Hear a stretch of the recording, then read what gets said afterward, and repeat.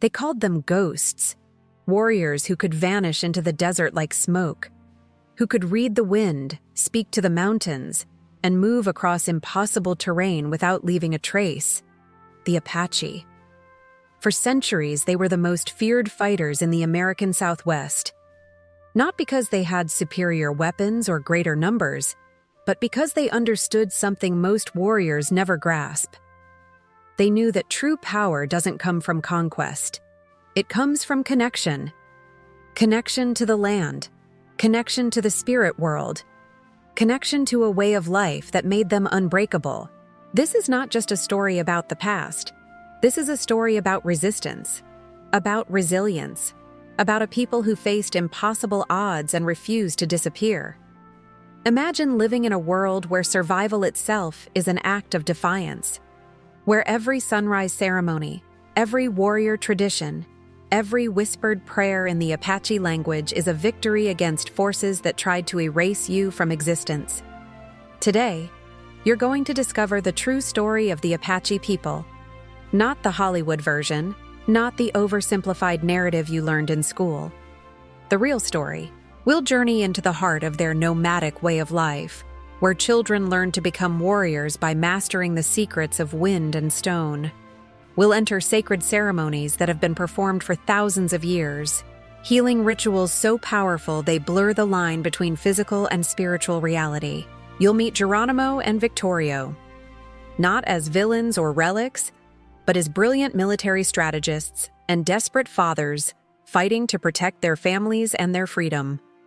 You'll understand why Geronimo's name still echoes through history, and why Victorio's tactical genius is studied in military academies to this day.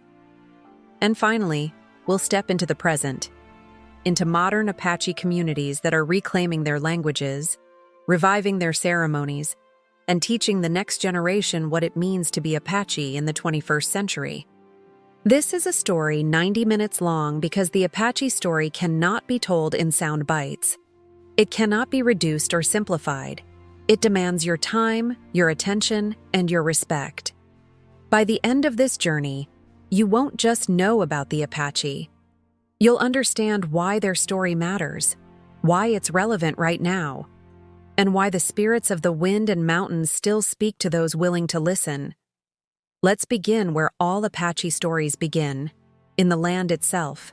The Chiricahua Mountains rise from the desert floor like ancient sentinels, their peaks touching the sky where eagles circle in endless spirals.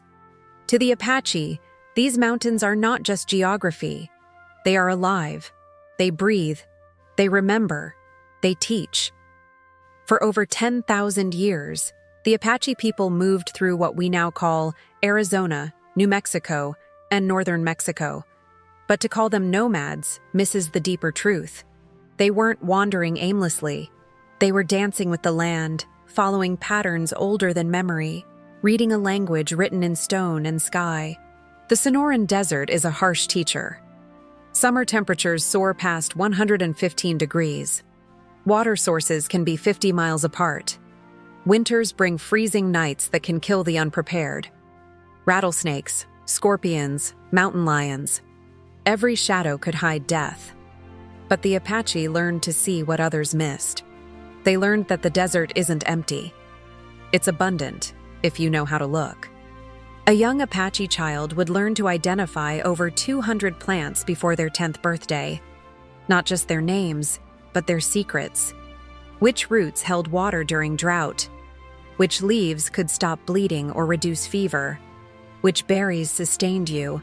And which ones ended your story in convulsions? The mesquite tree provided beans that could be ground into flour, wood that burned hot and clean, and shade that made the difference between life and death. The agave plant offered food, fiber for rope, and needles for sewing. Prickly pear cactus gave fruit, medicine, and even a dye for ceremonies. But it wasn't just about taking. The Apache understood reciprocity.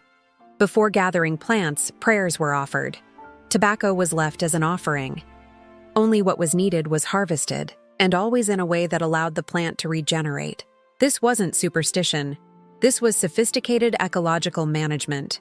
sustainability practiced for millennia before the word existed in English. The land taught navigation.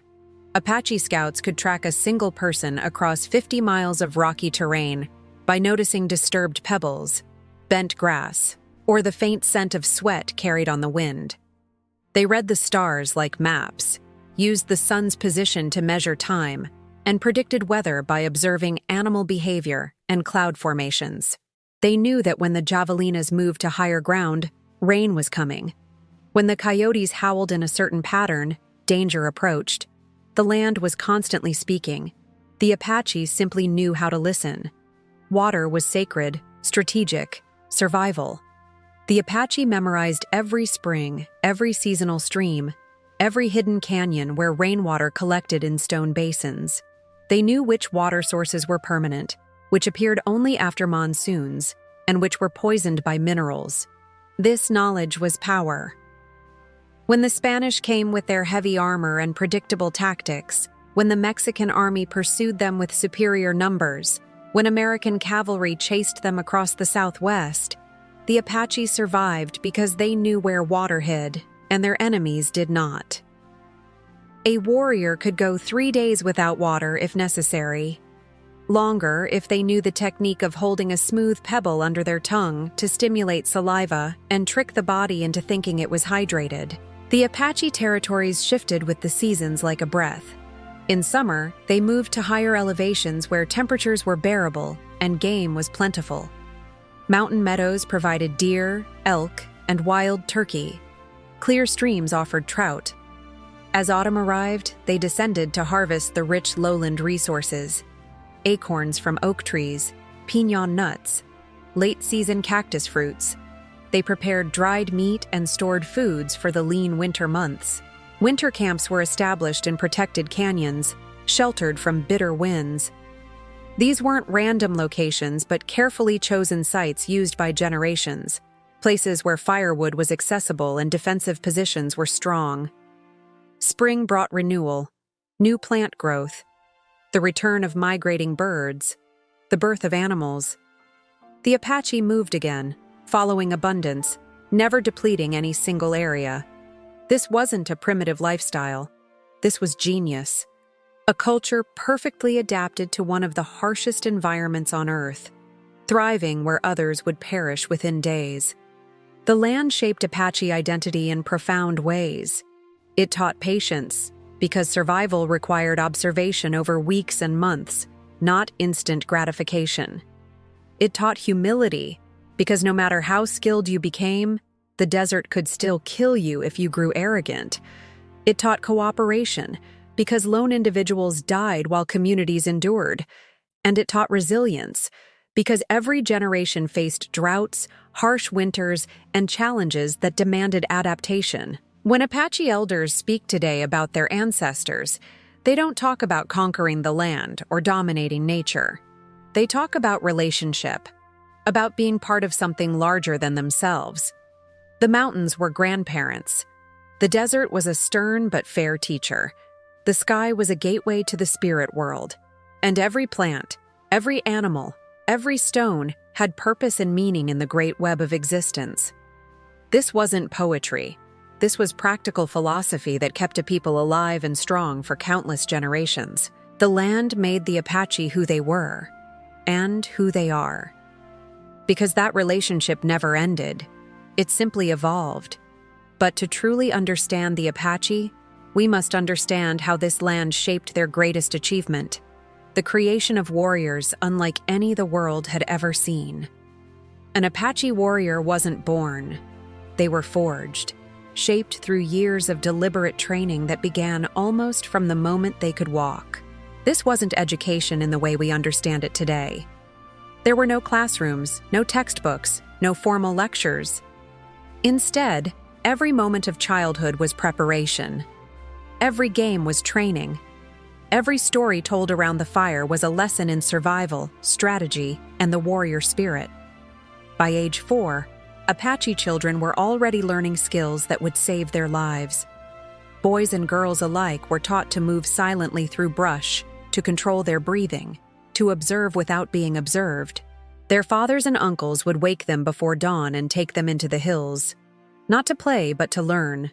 They were taught to run, not jogging, but true running. Miles across rocky terrain, up steep inclines, through desert heat that would break adult soldiers from other cultures. There's a story the elders tell about a training exercise that reveals everything about Apache warrior culture. A young boy, perhaps 7 years old, would be given a mouthful of water, not to drink, but to hold. Then he would run, sometimes for miles, up mountainsides, through canyons. The test wasn't just physical endurance, it was mental control, the ability to govern your body even when every instinct screamed for relief. When he returned, he would spit the water back out, still there, unswallowed.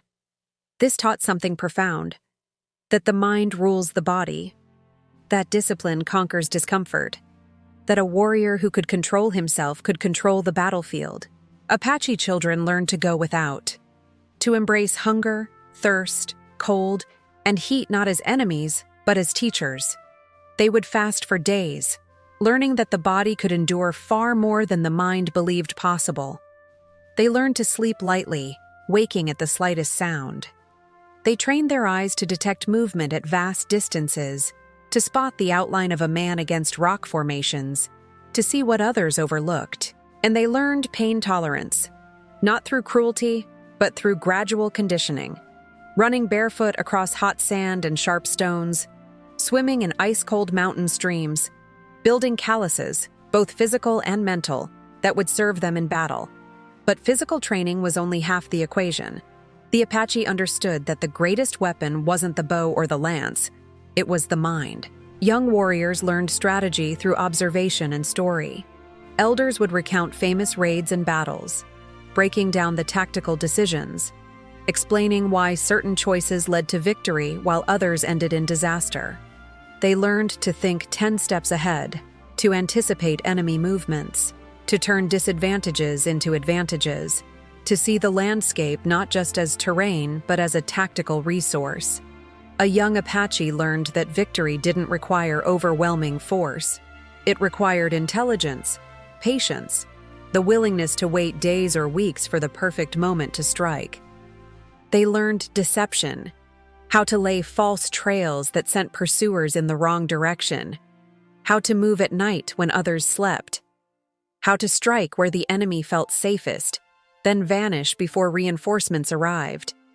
They learned that fear was a weapon more powerful than any blade, that a small group of warriors who attacked without warning, then disappeared like ghosts, could paralyze a much larger force. The elders played a crucial role in this education. These were the warriors who had survived decades of conflict, who carried scars and wisdom in equal measure. They weren't just teachers, they were living libraries of tactical knowledge. Warrior societies formed the social structure for this training. Young men would be adopted into these groups, mentored by experienced fighters who became like second fathers. The bond between mentor and student was sacred, often lasting a lifetime. These weren't formal military units with ranks and rigid hierarchy. Apache society was more fluid, more democratic. Leadership was earned through demonstrated skill, bravery, and wisdom. A warrior gained influence by proving themselves repeatedly, not by appointment. The spiritual dimension of warrior training was inseparable from the physical. Before a boy could become a warrior, he had to seek power through ceremony and vision. He would go alone into the mountains, fasting for days, praying for guidance from the spirits. Some sought visions, others asked for protection in battle. Many requested the gift of courage, the ability to face death without flinching. These weren't empty rituals. They were psychological preparation, ways of steeling the mind for the violence and trauma of warfare.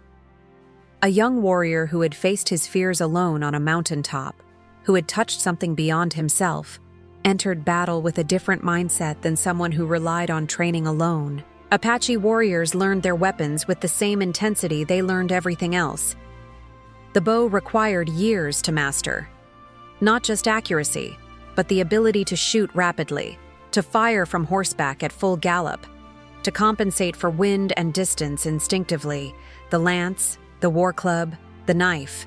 Each weapon became an extension of the warrior's body through endless repetition. But they also learned that the best weapon was often the one taken from the enemy. Apache raiders became experts with Spanish swords, Mexican muskets, and later American rifles. Adaptability was everything. Never become dependent on a single weapon or tactic. Always evolve, always learn. By the time an Apache youth reached his late teens, he had been transformed. His body was lean, hardened, capable of traveling 50 miles in a day through desert terrain that would kill most men. His senses were sharp, his reflexes lightning quick. His mind was disciplined, strategic, unbreakable. He had learned to endure hunger, thirst, pain, and fear without breaking. He had touched the spirit world and returned with power. But most importantly, he understood what he was fighting for. Not glory or conquest, but family, community, the right to live according to Apache ways, the freedom to follow the seasons, to practice ceremonies, to raise children in the traditions of their ancestors. This wasn't abstract patriotism. This was personal, visceral, worth dying for. And that made Apache warriors the most formidable fighting force the Southwest had ever seen. Now we must understand how they fought. The tactics, the strategies, the warrior code that made them legends. The Apache way of war was revolutionary. While European armies marched in formation, flags flying, drums beating, announcing their presence to the world, Apache warriors did the opposite. They became invisible. This wasn't cowardice. This was sophistication. A military philosophy so advanced that modern special forces still study Apache tactics today. They understood a fundamental truth that eluded massive armies. The battle isn't won by the side with the most soldiers. It's won by the side that controls when, where, and how the fighting happens. Apache warriors perfected what we now call asymmetric warfare. Small, mobile units striking with devastating speed, then melting back into the landscape before the enemy could respond. They never fought on their opponent's terms, never engaged in pitched battles where superior numbers could overwhelm them. Instead, they chose the time and place. They studied their enemies for days or weeks, learning patrol patterns, identifying weaknesses, waiting for the perfect moment of vulnerability. An Apache raiding party might consist of just 10 to 30 warriors. Against them, Mexican or American forces often numbered in the hundreds, sometimes thousands. The math seemed impossible, but the Apache turned mathematics on its head. They would strike at dawn when soldiers were still groggy, or at dusk when visibility faded. They attacked supply lines, not fortified positions. They stole horses, leaving cavalry units stranded and helpless. They hit remote outposts, avoiding main encampments. And then they vanished. Their knowledge of terrain was their greatest tactical advantage. While pursuing soldiers followed obvious paths and needed guides, Apache warriors moved through country they had known since childhood. They knew every canyon, every water source, every escape route. They could cover 70 miles in a day on foot, moving through mountains that exhausted cavalry horses. They traveled at night when others couldn't. They crossed deserts that seemed impassable, emerging healthy and ready to fight while their pursuers stumbled half dead from thirst. When chased, they would split into smaller groups, each taking a different direction, reuniting days later at a predetermined location. Tracking them became a nightmare. Following one trail meant losing the others. Apache warriors used the landscape as a weapon. They would lure enemies into box canyons with no escape. They positioned themselves on high ground where their arrows could rain down while return fire fell short. They used the sun, positioning themselves so enemies had to look directly into blinding light to see them. They understood camouflage instinctively. Warriors would cover themselves with mud, dirt, and vegetation, becoming part of the rocks and brush. They could lie motionless for hours, invisible, waiting for the perfect moment to strike. and they mastered the psychological dimension of warfare. The fear they inspired was as effective as their arrows. Settlers and soldiers began to see Apache warriors everywhere, jumping at shadows, exhausting themselves with paranoia. But Apache warfare wasn't mindless violence. It was governed by a code, a warrior ethic that defined what honor meant. Courage was paramount. A warrior who showed fear or abandoned his companions in battle lost all respect. But courage didn't mean recklessness. Foolish bravery that got warriors killed needlessly was considered stupidity, not valor. The code emphasized protecting the weak. Women, children, and elders were the responsibility of warriors. A man who failed to defend his family had failed at the most fundamental level. Honesty within the community was essential. You could deceive enemies through tactical brilliance, but lying to your own people was unforgivable. Trust between warriors could mean the difference between life and death. Generosity was expected, especially from successful warriors. Those who captured horses or supplies were expected to share with those who had less. This wasn't charity. This was practical. A strong community meant everyone survived, and there was respect for worthy opponents. The Apache recognized bravery in their enemies. Stories tell of Apache warriors acknowledging the courage of soldiers who fought well, even as they killed them. But mercy had limits. The Apache had seen Spanish atrocities, Mexican bounty hunters collecting Apache scalps for gold, American forces massacring peaceful camps. Warfare became increasingly brutal on all sides, and the Apache responded in kind. Their weapons were chosen for mobility and effectiveness. The bow was the primary weapon for generations. In skilled hands, it was devastatingly accurate up to 70 yards, and an experienced warrior could loose 10 arrows in the time it took a soldier to reload a musket. The lance served for close combat and could be thrown with lethal accuracy. War clubs, often with stone heads, could crush skulls through leather helmets. But Apache warriors were pragmatists. When they captured firearms, they learned to use them expertly. By the late 1800s, many Apache warriors carried rifles taken from Mexican and American forces, turning the enemy's technology against them. Each weapon carried spiritual significance. Before battle, warriors would pray over their weapons, asking for accuracy, for protection, for power. Many believed certain weapons held medicine, spiritual energy that could protect the bearer or ensure victory. Some warriors carried sacred objects into battle: a medicine pouch, an eagle feather, a stone from a holy mountain. These weren't superstitions, but sources of psychological strength, tangible connections to something greater than the individual warrior. The Apache also understood that not every conflict required bloodshed. Raids for horses and supplies were common, but the goal was acquisition, not killing. If they could steal what they needed and escape without casualties on either side, that was considered ideal. But when their families were threatened, when their way of life was under attack, they fought with a ferocity that became legendary. Because they weren't fighting for territory or wealth, they were fighting for existence itself. This warrior culture didn't exist in isolation. It was woven into every aspect of Apache life, including the family structures and social bonds that made them resilient. If you want to understand Apache strength, don't start with warriors. Start with women. In Apache society, women weren't decorative. They weren't property. They weren't secondary citizens waiting for men to make decisions. Apache women were the backbone of everything. They were the center around which family, community, and culture revolved. The Apache were matrilineal.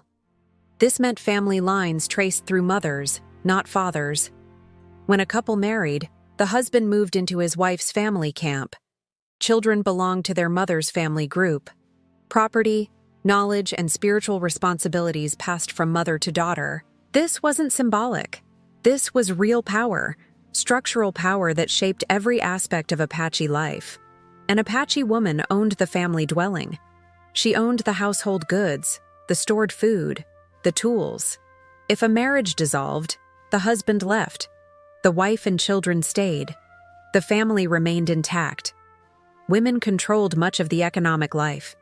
They gathered plants, processed foods, tanned hides, made clothing, and created the material goods that sustained daily existence. This wasn't just labor. This was wealth creation, and the women controlled it, but their influence went far deeper. Apache women were respected voices in community decisions. While men might dominate discussions of warfare and hunting, women's counsel was sought on matters of camp location, dispute resolution, and long-term planning. Some women became warriors themselves. History records female Apache fighters who rode on raids, fought in battles, and commanded respect equal to any man. Lozin, the sister of the great chief Victorio, was renowned as a warrior, a prophet, and a strategic mind whose advice shaped Apache resistance for decades. Other women became medicine people, spiritual leaders with power that transcended gender. Their ceremonies could heal the sick, divine the future, and communicate with the spirit world. The extended family was the foundation of Apache society. Not just parents and children, but grandparents, aunts, uncles, cousins, forming a network of mutual support and shared responsibility. These weren't modern nuclear families isolated in separate houses. Apache families lived in close proximity, often sharing a common area with multiple dwellings. Grandmothers helped raise children. Uncles taught nephews to hunt. Aunts passed down knowledge of plants and ceremonies. This structure created resilience. If parents died, children weren't orphaned. They were absorbed into the extended family, raised by relatives who loved them and maintained their connection to family traditions. Several extended families formed a band, the primary political unit of Apache society. Bands ranged from 30 to 200 people, large enough to defend themselves but small enough to move quickly and find sufficient resources. Each band had recognized leaders, but Apache political structure was remarkably democratic compared to the rigid hierarchies of European societies. Leaders didn't inherit their positions. They earned them through demonstrated wisdom, bravery, generosity, and speaking ability. An Apache chief didn't give orders and expect blind obedience. He led through persuasion, through building consensus, through proving repeatedly that following his counsel led to good outcomes. If people disagreed with a leader's decision, they could simply refuse to follow. They could split off and form a new band. This created a natural check on power. Leaders who became tyrannical or foolish quickly found themselves leading no one. Important decisions were made through council. Men and women would gather, and anyone with something meaningful to say could speak. Elders were respected for their experience. Successful warriors had influence. Spiritual leaders offered guidance. Discussions could last for hours or days. The goal wasn't quick decisions, but right decisions, consensus that everyone could support. This process seemed slow to outsiders, but it created unity and commitment that top-down command structures couldn't match. Daily life in an Apache camp had rhythm and purpose.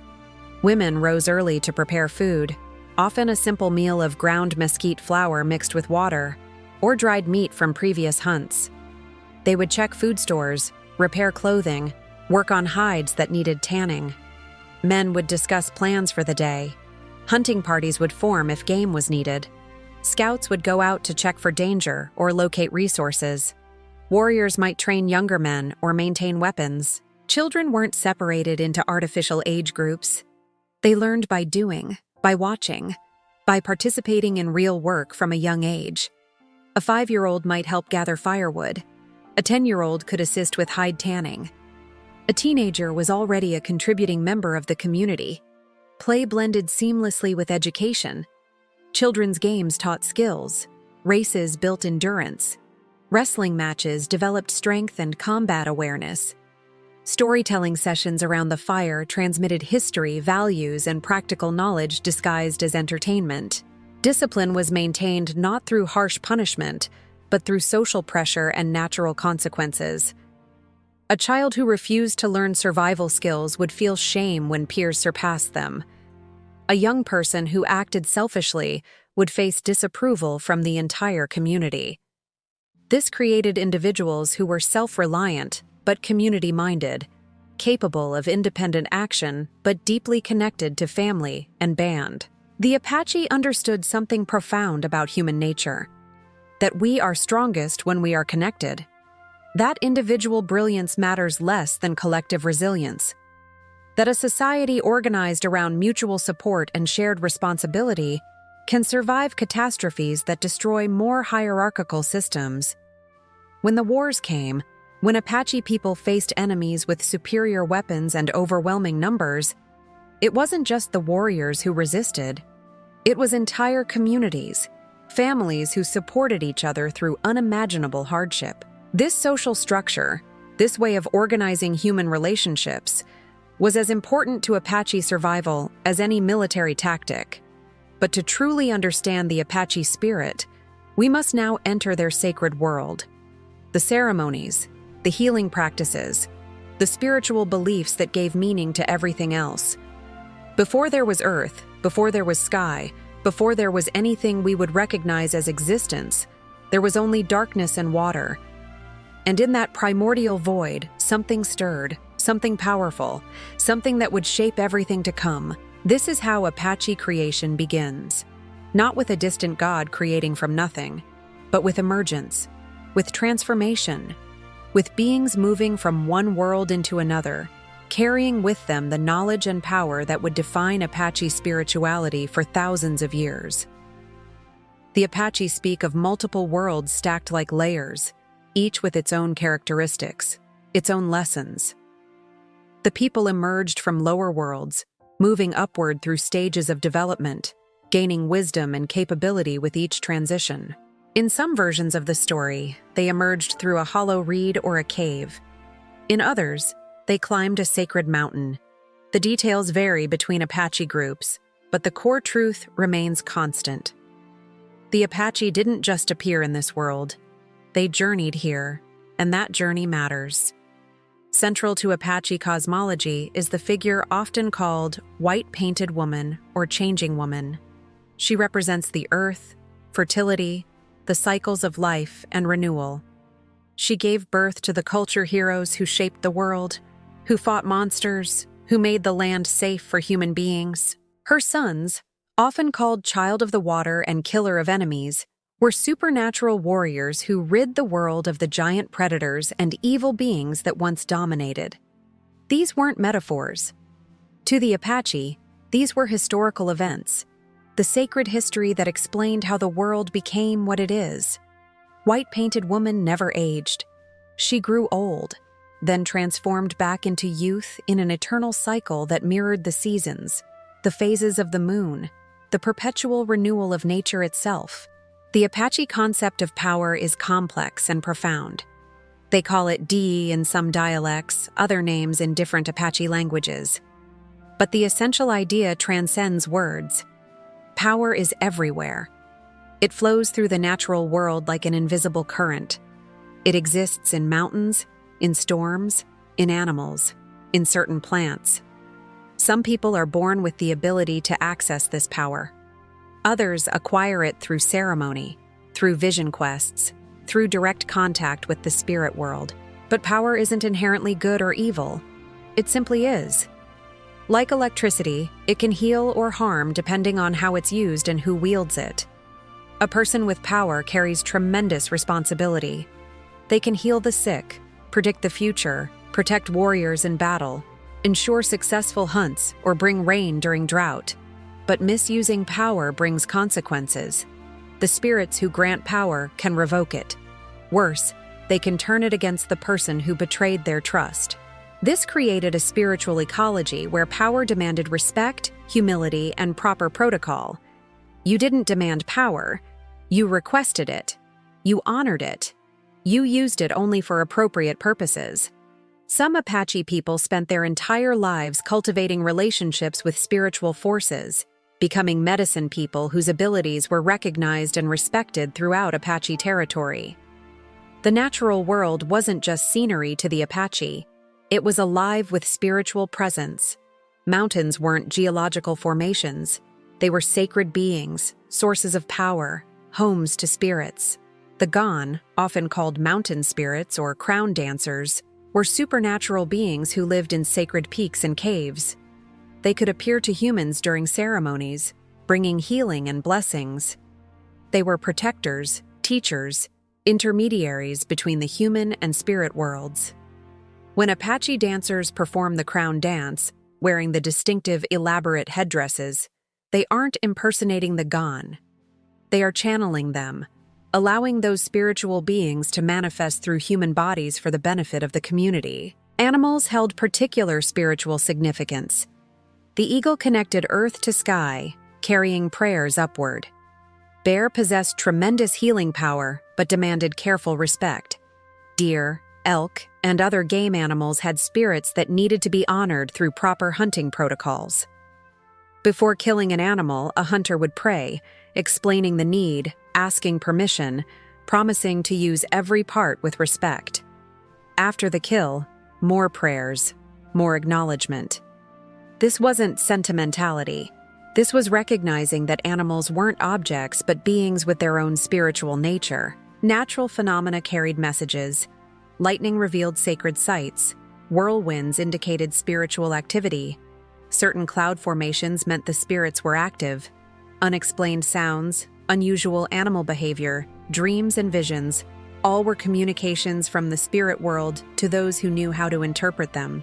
The Apache didn't separate sacred from secular, spiritual from physical.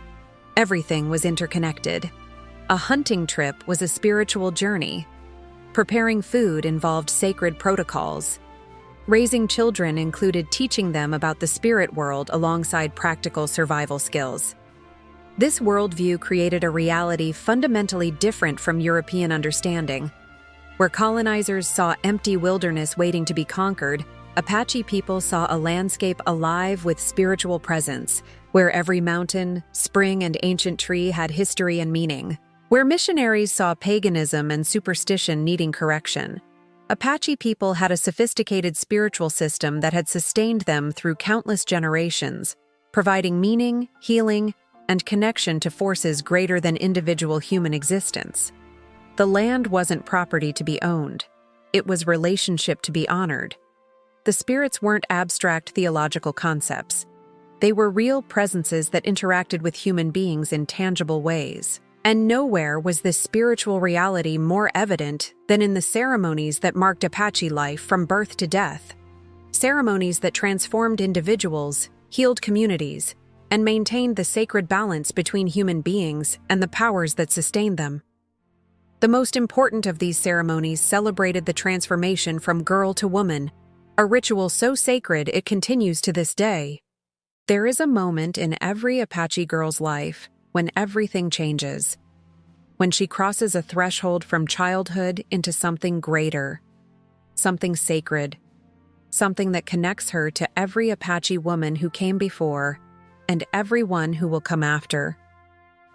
This moment is the sunrise ceremony, the Na'i'is, and it is one of the most beautiful, powerful, and enduring traditions in all of Native American culture. The ceremony happens shortly after a girl experiences her first menstruation. This physical transformation is recognized not as something shameful or secret, but as a sacred event worthy of celebration. She is becoming a woman. She is gaining the power to create life. She is stepping into her full spiritual and social identity. But the ceremony isn't just about her. It's about the entire community coming together to support her transformation, to invest in her future, to ensure she understands the responsibilities and blessings of Apache womanhood. Preparation begins months in advance. The girl's family must gather resources because hosting the ceremony is expensive. They need to feed everyone who attends, sometimes hundreds of people. They need to commission ceremonial items, hire medicine people, and prepare gifts for those who help. But no family faces this burden alone. Extended relatives contribute. Community members donate food and labor. This collective effort reinforces the social bonds that make Apache communities strong. The girl chooses a sponsor, usually a respected older woman who embodies the qualities she hopes to develop. This sponsor will guide her through the ceremony, teach her, and maintain a special relationship with her for life. The ceremony lasts 4 days and 4 nights. 4 is a sacred number in Apache cosmology. The 4 directions, the 4 seasons, the 4 stages of life, everything unfolds in patterns of 4. As the ceremony begins, the girl is transformed. She is no longer just herself. She becomes White-Painted Woman, the sacred female figure from Apache creation stories. For these 4 days, she embodies that holy presence, and the power that flows through White-Painted Woman flows through her. She wears special ceremonial clothing, often a beautiful buckskin dress adorned with symbols and decorations that took months to create. Each element has meaning. Each bead, each fringe, each painted design connects to spiritual truths passed down through generations. The ceremony begins at dawn, as the sun rises over the eastern horizon. This isn't coincidental. The rising sun represents new beginnings, the daily renewal of life, the eternal return of light after darkness. The girl runs toward the east, toward the rising sun. She runs 4 times, and each run is farther than the last. This running symbolizes her journey through life. She is demonstrating strength, endurance, the ability to face challenges that will come. Her sponsor runs with her, guiding her, supporting her, showing that she won't face life's journey alone. Throughout the ceremony, singers and drummers perform sacred songs that have been passed down for centuries. These aren't entertainment.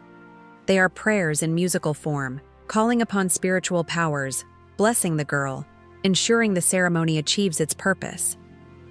The Gone dancers appear, those mountain spirits we spoke of earlier, manifesting through human dancers wearing the elaborate headdresses that represent their supernatural nature. They dance around the girl, blessing her, protecting her, connecting her to the sacred powers of the mountains. Their movements are precise, powerful, hypnotic. The bells attached to their bodies create rhythms that merge with the drums. The painted designs on their headdresses catch firelight, seeming to move with supernatural life. The girl is painted with sacred pollen, usually from cattails or tool plants. Yellow pollen is particularly sacred, representing life, fertility, blessing, and protection. Her sponsor marks her face, her body, blessing her with this substance that connects physical and spiritual dimensions. She receives prayers from elders, from relatives, from community members who come forward to offer blessings and wishes for her future. Some give advice, others share stories. All contribute to her education about what it means to be an Apache woman. And she must remain composed through all of this. She embodies White-Painted Woman, and that requires dignity, grace, and spiritual presence that transcends her young age. On certain ceremonial grounds, a sacred teepee or ceremonial structure is erected. This becomes the center of the spiritual work, the place where the most powerful prayers and rituals occur. Inside, the medicine people perform ceremonies hidden from public view, working with powers that require careful protocol and deep knowledge. The girl undergoes massage and molding ceremonies where her body is physically shaped by her sponsor. This isn't just massage, it's a spiritual and physical transformation, ensuring she develops properly, that she embodies the strength and beauty appropriate to Apache womanhood. She must maintain certain postures, remain still for long periods, demonstrate the discipline and endurance that will serve her throughout life. These aren't easy requirements for a young teenager, but that's the point. She is learning that sacred responsibilities require sacrifice and commitment. Throughout the 4 days, the community feasts. Food is prepared and shared freely. This generosity is essential. The family hosting the ceremony demonstrates their ability to provide, to care for others, to fulfill the Apache value of sharing wealth with the community. People travel from distant reservations to attend. Old friendships are renewed. Young people meet. Marriages are sometimes arranged. The ceremony becomes a gathering point for the entire Apache social world. And through all of this, The girl at the center is absorbing lessons. She is learning that she matters, that her community values her, that being a woman is sacred, powerful, worthy of this tremendous investment of time, resources, and spiritual energy. On the fourth day, as the ceremony concludes, she has been transformed. She returns to normal life, but she is no longer the child who entered the ceremony. She carries new knowledge, new responsibilities, new spiritual connections. She has experienced what her great-great-great-grandmothers experienced.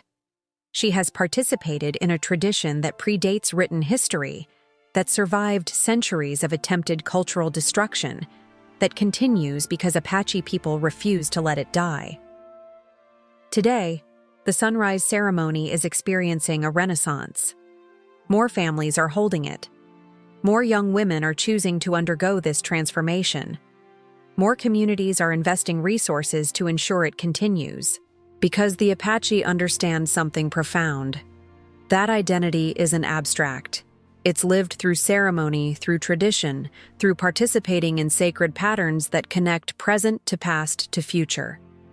The sunrise ceremony isn't a museum piece or a performance for tourists. It's alive, evolving, continuing to shape Apache womanhood just as it has for thousands of years. But the sunrise ceremony is just one element of a vast system of healing and spiritual practices that sustained Apache communities. In Apache society, illness was never just physical. A fever wasn't just a fever. Pain wasn't just pain. Every ailment had layers, dimensions that extended beyond the visible body into the realm of spirit, relationship, and cosmic balance. To heal, you needed more than herbs and remedies. You needed someone who could see into those hidden dimensions. Someone who had been chosen by the spirits themselves. Someone who carried power. You needed a medicine person. Becoming a medicine person wasn't a career choice. It was a calling, often one that arrived whether you wanted it or not. The spirits chose you, usually through dreams, visions, or near-death experiences that opened doorways between worlds. Some people received power during vision quests in the mountains. They would fast for days, praying, seeking, until something broke through. A spirit animal might appear. A voice might speak from the wind. An ancestor might materialize with instructions and gifts of knowledge. Others gained power through inheritance, learning from relatives who were already medicine people. But even inherited knowledge required spiritual confirmation. The spirits had to accept the new practitioner, grant them access to healing power. And not everyone who had power became a healer. Some used their abilities for protection in battle, others for divination or weather prediction. Power manifested in different forms depending on the individual and the spirits they connected with. But those who became healers carried immense responsibility. They held people's lives in their hands. They worked with forces that could harm as easily as heal. One mistake, one moment of arrogance or carelessness, and the power could turn against them or their patient. Medicine people lived under strict protocols. Certain foods they couldn't eat, certain behaviors they had to avoid. Taboos that seemed arbitrary to outsiders, but were essential to maintaining their relationship with the spirit world. When someone fell ill, the first step was diagnosis. But Apache diagnosis looked nothing like Western medicine. A medicine person didn't just examine symptoms. They investigated causes that might be spiritual, social, or supernatural. Had the sick person violated a taboo? Had they angered a spirit? Had someone used harmful medicine against them? Was their illness a message from the spirit world? Was it caused by ghost sickness? By contact with the dead? The medicine person would enter altered states through prayer, drumming, or ceremony. They would consult their spiritual allies. They would use divination techniques, reading signs that revealed hidden truths about the illness. Sometimes the diagnosis came through dreams. The medicine person would sleep near the patient, and in dreams, the spirits would reveal what was wrong and what was needed to fix it. Treatment varied wildly depending on the diagnosis. Some illnesses required herbal remedies. The Apache pharmacopoeia was vast, accumulated over thousands of years of experimentation and spiritual instruction. Osha root for respiratory problems, yerba mansa for inflammation and infection, juniper for purification, sage for spiritual cleansing, desert willow for pain relief. Each plant had specific properties, specific uses, specific prayers that accompanied its harvesting and preparation, but herbs were just one tool. Many illnesses required ceremonial intervention. The medicine person would perform healing rituals that lasted hours or days, singing sacred songs, making prayers, using objects that carried spiritual power. Sucking ceremonies were common for certain conditions.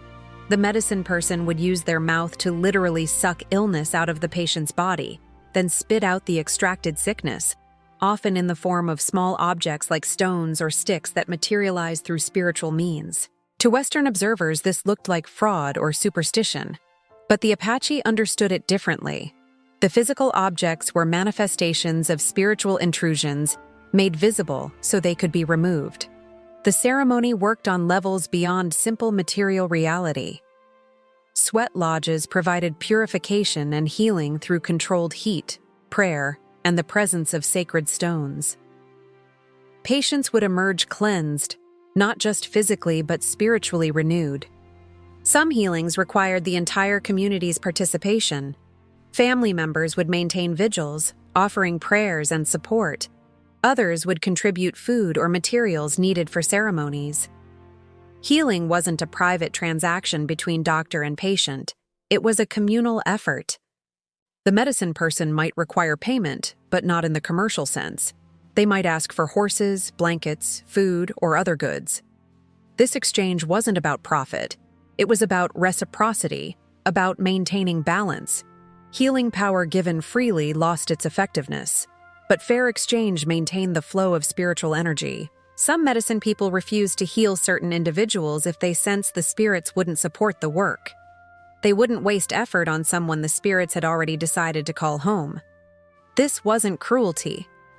This was respecting the larger patterns of life and death that humans couldn't fully comprehend.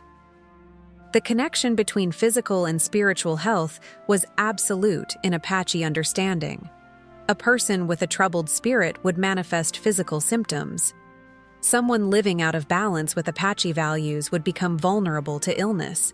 Therefore, healing often required lifestyle changes, confession of wrongdoing, repairing damaged relationships, or fulfilling neglected spiritual obligations. The medicine person was part doctor, part priest, part counselor, part spiritual enforcer. They held communities accountable to the values and practices that maintained collective health. They reminded people that wellness wasn't just individual, but communal, not just physical, but spiritual. Some medicine people developed reputations that spread across Apache territory. Families would travel for days to consult someone known for particular healing gifts. These practitioners became living treasures, repositories of knowledge that took decades to accumulate. When a medicine person died, some of their knowledge died with them, unless they had trained successors. The spirits granted certain gifts only to specific individuals. That power couldn't be fully transferred, only passed on in partial form to those the spirits accepted. Today, some Apache communities are working to revive traditional healing practices. Elders who still remember the old ways are teaching younger generations. Plants are being cataloged. Ceremonies are being documented carefully, respectfully. But everyone recognizes that some knowledge is gone forever. Medicine people who died without successors took irreplaceable wisdom to their graves. The boarding school era, when children were forcibly removed and traditional practices suppressed, created gaps that can never be completely filled. What remains is precious, sacred, worth protecting and practicing. Because healing was just one part of a larger ceremonial life that gave rhythm and meaning to Apache existence. If you want to understand the Apache soul, listen to their songs, watch their dances, stand at the edge of a ceremony as firelight flickers and drums echo off canyon walls, and you'll understand something words can never fully capture. Apache ceremonial life wasn't occasional. It wasn't something reserved for special occasions or performed by specialists while everyone else watched passively.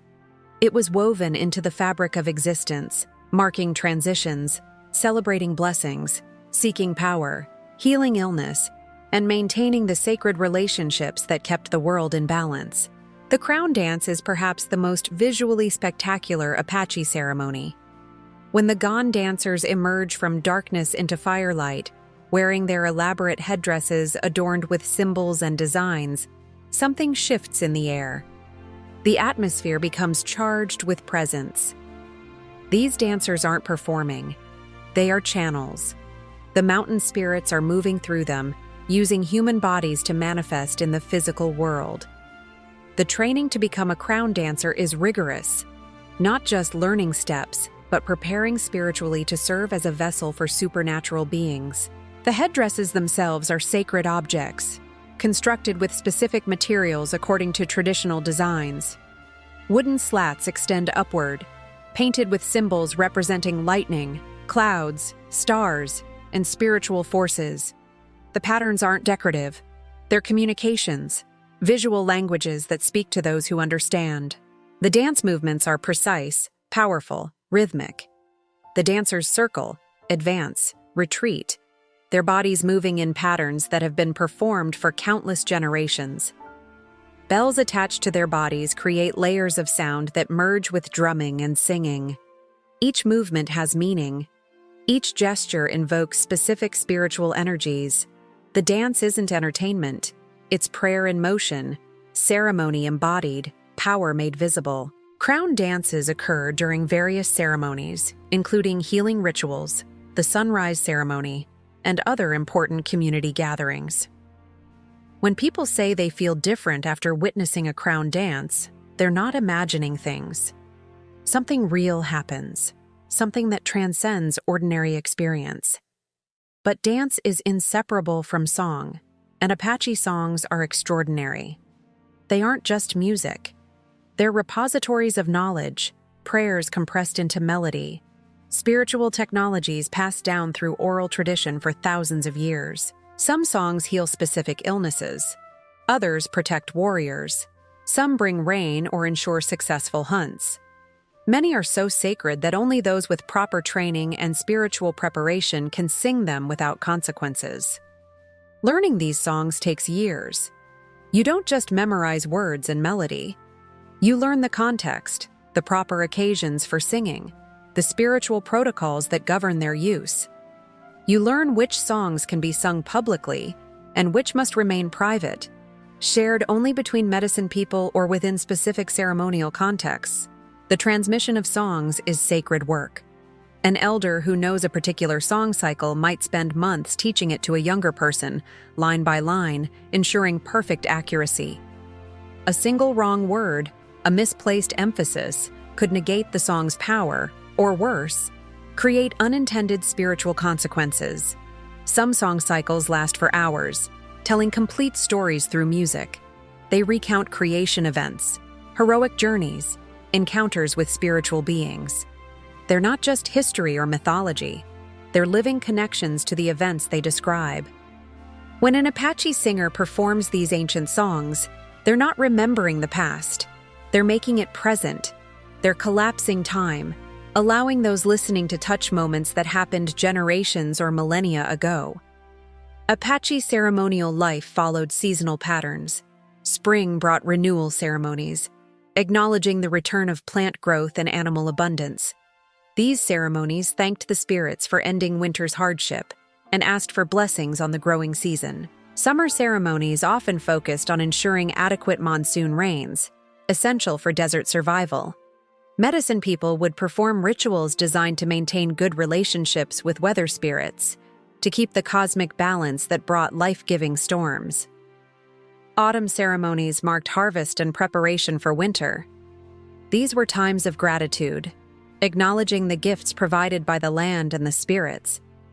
Sharing food ceremonially reinforced community bonds before the lean winter months.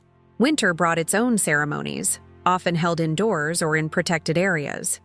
Storytelling became ceremonial during these long, dark months. Elders would share the old stories, not just for entertainment, but for education, for maintaining cultural knowledge when outdoor activities were limited. Life transitions demanded ceremony. Birth brought purification rituals and prayers for the child's future. Naming ceremonies connected the child to family and spiritual heritage. The sunrise ceremony marked female adulthood, as we've discussed. Male initiation ceremonies prepared young men for warrior responsibilities. Marriage ceremonies formalized unions with spiritual blessings.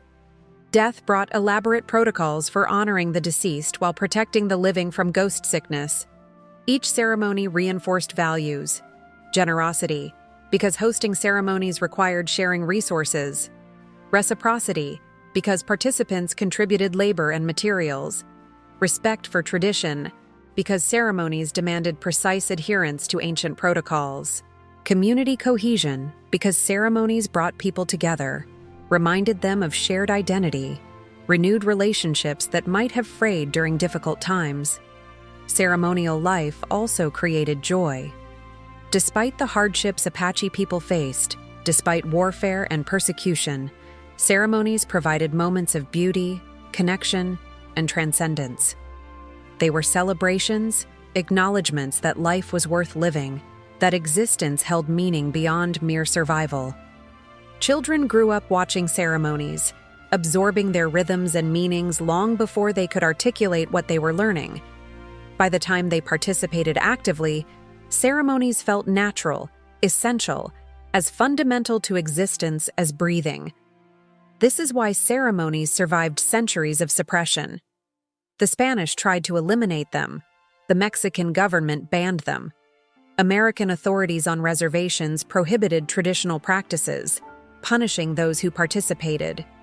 But ceremonies went underground. They continued in remote locations, in secret, kept alive by people who understood that losing ceremonial life meant losing Apache identity itself. Today, ceremonies are experiencing revival. Communities are openly practicing traditions that had to hide for generations. Young people are learning dances and songs their grandparents kept secret. Ceremonial grounds that fell silent are hearing drums and prayers again, because the Apache understand that ceremony isn't nostalgia or cultural decoration. It's how meaning gets transmitted, how identity gets renewed, how communities maintain themselves across generations. But this spiritual strength, this ceremonial resilience, was tested like never before during the wars of resistance that nearly destroyed the Apache people. For thousands of years, the Apache lived according to patterns established by ancestors, moving through territories that sustained them, practicing ceremonies that connected them to powers beyond human understanding. Their world had challenges, certainly. Droughts, conflicts with neighboring tribes, the constant demands of desert survival, but nothing prepared them for what was coming. Nothing in their history, their stories, their spiritual visions warned them adequately about the catastrophe that would nearly destroy them. The Spanish arrived first. In the 1500s, Spanish conquistadors pushed northward from Mexico, driven by rumors of gold, by missionary zeal to convert pagans, by the insatiable hunger for land and resources that defined European colonialism.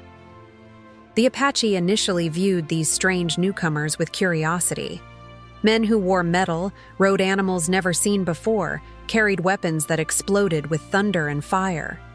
Some Apache groups attempted trade, diplomacy, coexistence. But the Spanish didn't come to coexist. They came to dominate. They established missions, forcing conversion to Christianity. They claimed vast territories as property of the Spanish crown. They enslaved indigenous people, working them to death in mines and on plantations. The Apache resisted, and the Spanish responded with overwhelming brutality. Spanish military campaigns targeted Apache communities with systematic violence.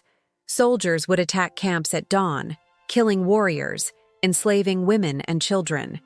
They introduced a bounty system, paying for Apache scalps.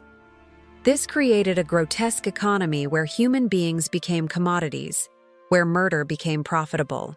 But the Apache fought back with intelligence and ferocity that shocked the Spanish. These weren't primitive savages easily conquered. These were strategic, mobile warriors who turned the landscape itself into a weapon. Spanish expeditions would venture into Apache territory and simply disappear, swallowed by mountains and desert. The conflict continued for centuries, an ongoing war of attrition where neither side could deliver a decisive blow. Then came Mexican independence in 1821. The Apache hoped this might change things. Perhaps a new government would treat them differently, recognize their right to exist according to their own ways. Instead, things got worse. The Mexican government, desperate for control over its northern frontier, intensified the violence. They increased bounties on Apache scalps. They armed civilian militias and encouraged settlement in Apache territories. They made peace agreements, then violated them almost immediately. In 1835, the Mexican state of Sonora offered 100 pesos for a male Apache warrior's scalp, 50 for a woman's, 25 for a child's. Think about that. Official government policy paying people to murder children and bring back their scalps as proof. This created generations of trauma and rage. Apache people watched their families butchered for profit. They saw their children stolen and sold into slavery. They buried relatives killed during supposed peace negotiations. Trust became impossible. Any Mexican could be a scalp hunter. Any peace offer could be a trap. The Apache learned that survival meant constant vigilance, that violence could come at any moment from any direction. And still, the Apache fought. Still, they resisted. They raided Mexican settlements, captured livestock, killed soldiers and civilians. Not out of innate savagery, but out of desperate necessity. The raids weren't casual violence. They were economic warfare, attempts to acquire resources and punish enemies who were actively trying to exterminate them. Then came 1846, and everything changed again. The United States defeated Mexico in war and claimed vast territories, including most of Apache homeland. Initially, some Apache leaders welcomed this. They hoped the Americans would be different, that perhaps this new power would recognize Apache sovereignty and establish genuine peace. Those hopes died quickly. American expansion brought miners flooding into Apache territory during gold rushes. Settlers arrived claiming land, driving off game, fencing water sources. The U.S. Army established forts and began enforcing American control over territory the Apache had occupied for millennia. Treaties were signed promising that Apache lands would be respected. Then those treaties were ignored or renegotiated into smaller and smaller reservations. Resources promised never materialized. Boundaries that were supposed to be permanent shifted whenever Americans wanted more land. The pattern repeated with sickening consistency. Peace would be established. Apache leaders would agree to live near military posts to stop raiding. Then miners would discover gold on reservation land. Or ranchers would want grazing territory. Or railroad companies would demand right-of-way. And the treaties would be rewritten. The reservations would shrink. The promises would evaporate. By the 1850s and 60s, Apache leaders faced an impossible situation. They could accept confinement to inadequate reservations where their people would slowly starve and lose their culture. Or they could resist, knowing resistance meant war against an enemy with vastly superior numbers and resources. Some chose accommodation, hoping to preserve what they could through negotiation. But others chose resistance. They chose to fight for their freedom, their families, their way of life. Even knowing the odds were impossible, two men would come to symbolize this desperate, brilliant, ultimately tragic resistance. Two leaders whose names still echo through history, Victorio and Geronimo. His Apache name was Biduya. The Americans called him Victorio. And for a brief, blazing period in the late 1870s, he became the most dangerous military strategist the U.S. Army had ever faced in the Southwest. Not because he commanded thousands of warriors. His fighting force rarely exceeded 200 fighters, often far fewer. Not because he possessed superior weapons. His warriors fought with aging rifles, limited ammunition, whatever they could capture or trade for. Victorio was dangerous because he understood warfare at a level that transcended raw power. He saw the battlefield as a chess master sees the board, thinking moves ahead, anticipating enemy responses, turning their strengths into fatal weaknesses.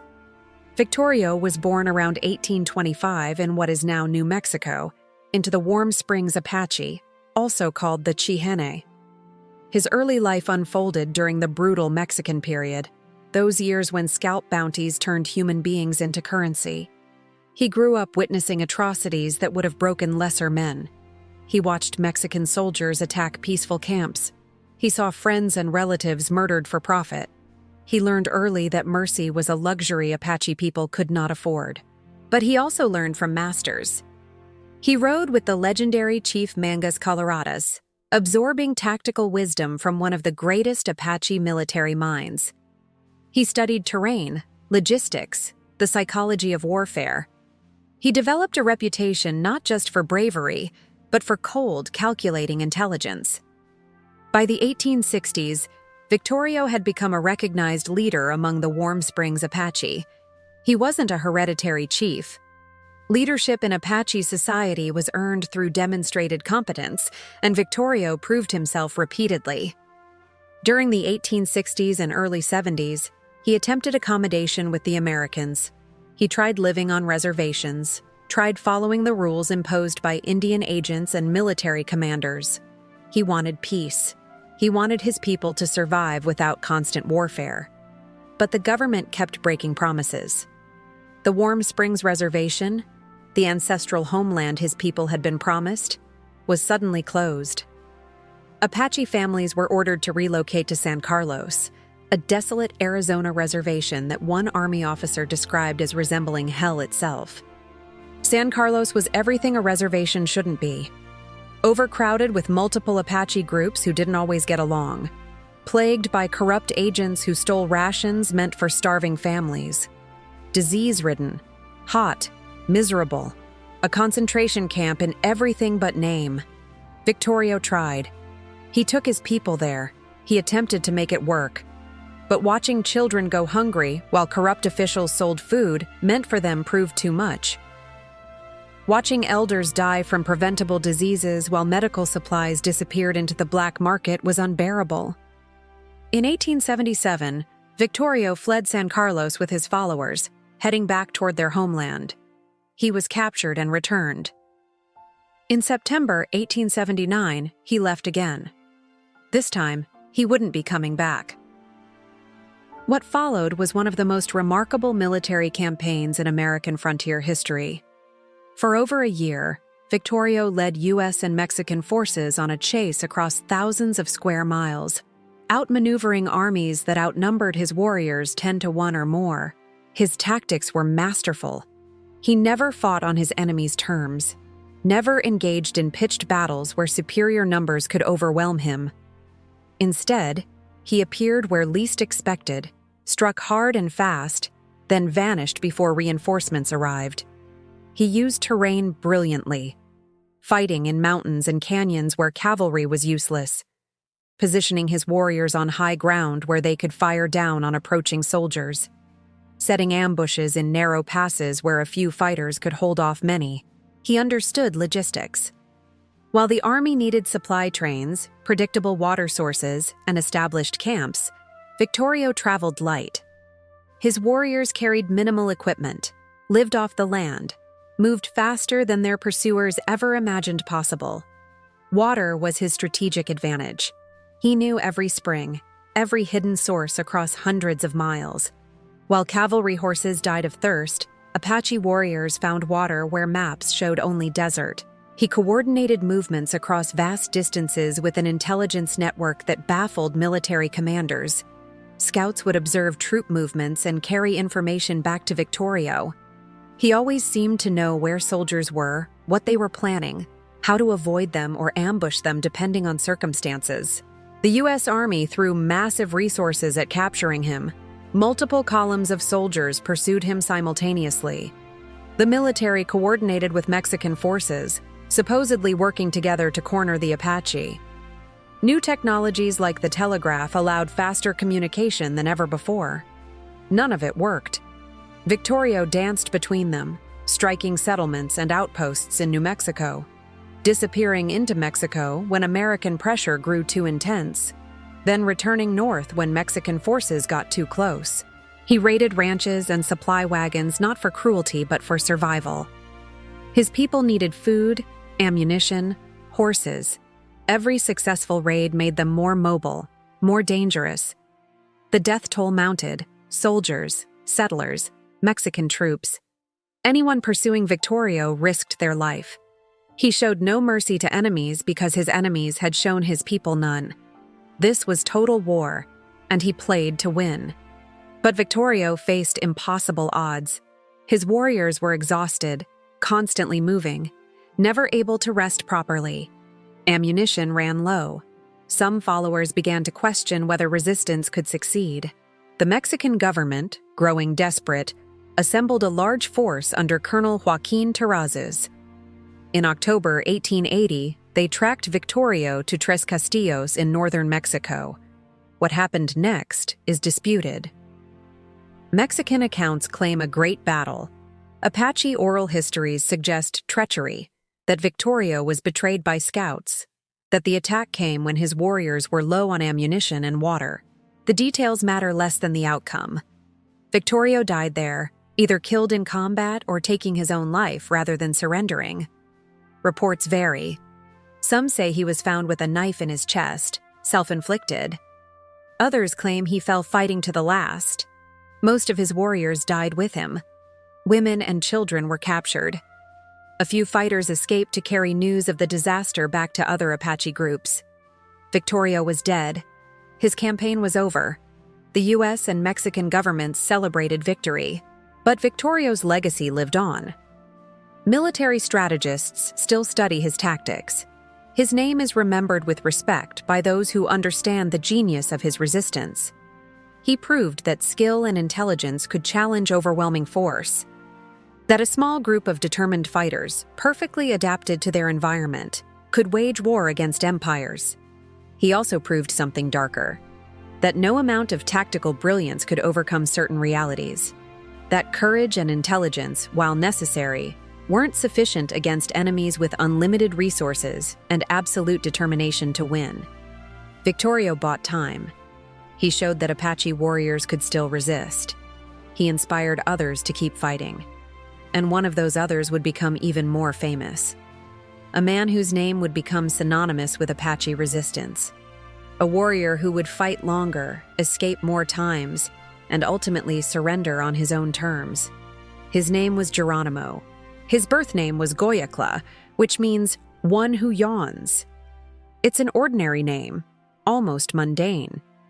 Nothing about it suggested that this boy would become the most famous Apache warrior in history, a name that American paratroopers would shout as they leaped from aircraft, a figure so legendary that truth and myth became inseparably tangled. The Mexicans gave him the name we know, Geronimo, perhaps a corruption of Geronimo, the Spanish version of Jerome. Perhaps they cried out to Saint Jerome during battles, and the name stuck. The origin is unclear. What's certain is that Geronimo would make that name immortal. He was born around 1829 in what is now Arizona, into the Bedonkohe band of the Chiricahua Apache. His early life followed traditional patterns, learning to hunt, to track, to survive in the harsh southwestern landscape, training to become a warrior, participating in ceremonies, falling in love. By his early 20s, Geronimo had married and started a family. He had a wife named Alope and 3 young children. He was building the life that Apache men aspired to, providing for his family, earning respect within his community, following the seasonal migrations that sustained his people. Then came 1858, the year that transformed Goyacla into Geronimo, the year that turned a husband and father into an instrument of vengeance. Mexican troops under Colonel Jose Maria Carrasco attacked an Apache camp near Llanos while the warriors were away trading. They murdered everyone they could find: women, children, the elderly. They weren't fighting warriors. They were massacring defenseless people. When Geronimo returned, he found his mother, his wife, and all 3 of his children dead, killed for scalp bounties, their bodies left where they fell. Something broke in him that day, or perhaps something awakened. The man who had been Goyakla died with his family. What remained was pure burning rage shaped into a weapon. He swore vengeance, not just against those specific soldiers, but against Mexico itself, against anyone who threatened Apache people, against a world that could allow such atrocities. The transformation was spiritual as well as psychological. Geronimo began to receive visions, messages he believed came from supernatural sources. He claimed to have power that protected him in battle, that allowed him to see the future, that made bullets miss him when they should have struck. Whether this was literal truth or the psychological mechanism that allowed him to function after unbearable trauma hardly matters.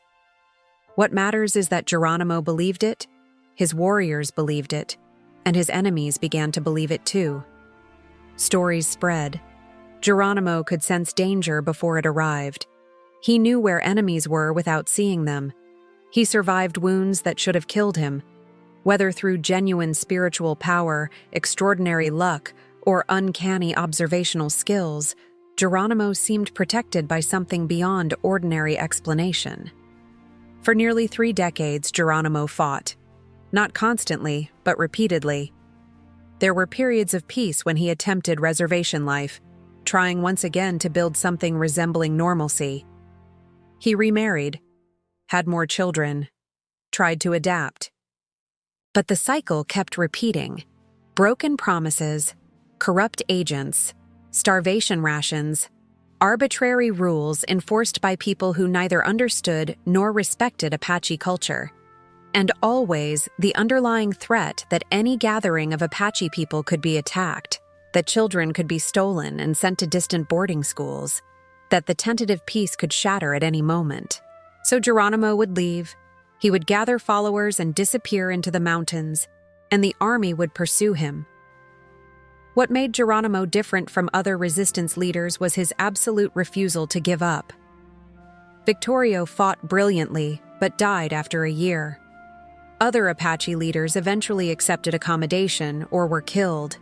Geronimo kept fighting, kept escaping, kept refusing to accept defeat. His tactics mirrored Victorio's brilliance.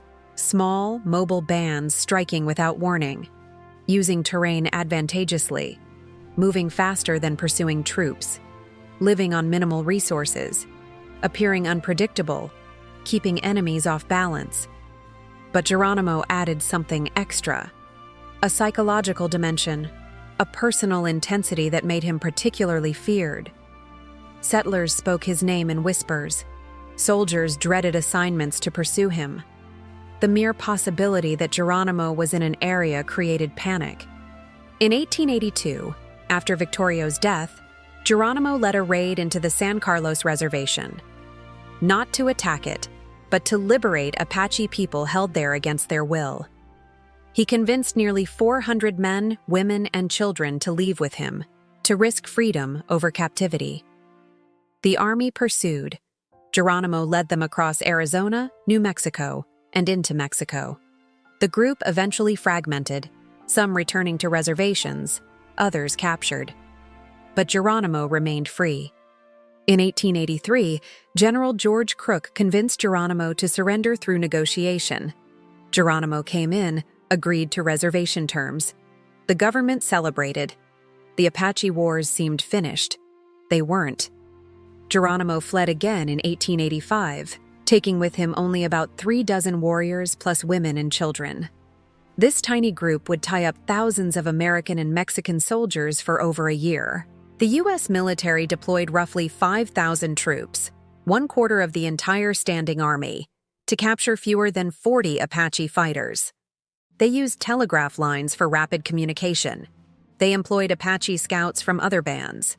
They coordinated with Mexican forces. They threw technology and resources at the problem on an unprecedented scale. And still, Geronimo evaded them. Month after month, he moved through impossible terrain, struck targets, disappeared. He became a ghost, a legend, something more than human to those pursuing him. The campaign devastated Arizona and New Mexico settlements, not because of massive Apache raids, but because the psychological impact was enormous.